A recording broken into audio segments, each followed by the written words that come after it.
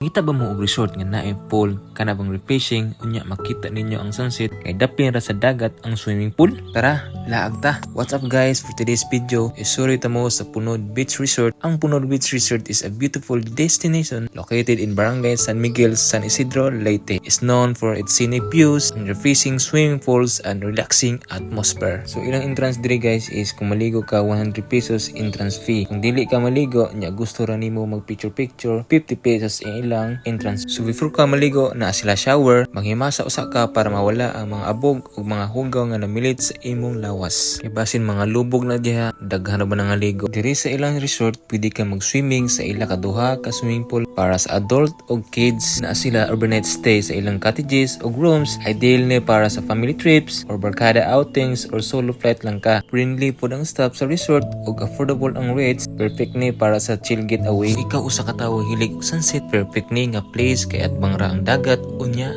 makita nimo ang sunset. Kung ikaw hilig sad og kanta, naasad sila bidyokehan nga pwede ka mokanta. The best good ang view ani, bagay kaayo para makalingkawas ka sa kasaba og stress sa adlaw-adlaw nga kinabuhi. Dinhi makapahimulos ka sa preskong hangin ug nindot nga spot para picture taking. That is mga lakawan. If you're looking for budget friendly ug sulit kaayo, nature free getaway, Punod Resort is place to be.